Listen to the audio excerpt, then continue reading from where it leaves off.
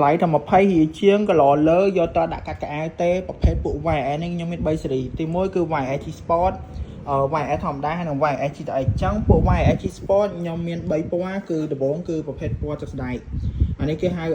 ពណ៌ផ្ទៃមេម្ដងពណ៌ទឹកស្ដែកម្ដងខ្ញុំហៅត្រូវអ្នកនរគ្នា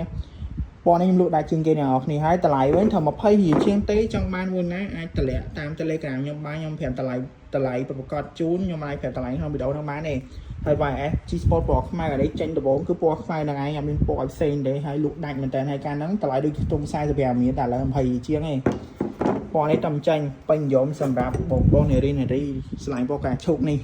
ហើយខ្ញុំបញ្ជាក់អ្នកនរគ្នាប្រភេទពុកដុំហ្នឹងគឺយើងសេរីហងតុនបានយើងមួមួយសរនេះទៅគឺសេរីហងតុនបានហើយ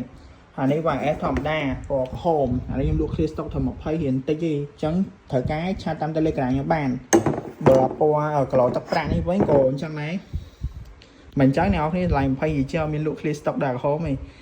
ប្រភេទពណ៌នេះខ្ញុំលក់ដាច់ដែរមកវឹកមុនតែឥឡូវរៀងស្ងាត់គីឡូពណ៌ទឹកប្រាក់ហើយនិយាយទៅដាក់ទៅចាំងគីឡូហ្នឹងហ្មងអញ្ចឹងត្រូវការទៅបានអ្នកនរគ្នាចង់បានមួយណាអាចឆាតតាម Telegram របស់ខ្ញុំបាន link នៅក្រៅ bio Facebook ក៏មាននៅក្នុង profile TikTok ខ្ញុំដែរអញ្ចឹងខ្ញុំមានប៉ុណ្ណឹងទេអរគុណច្រើន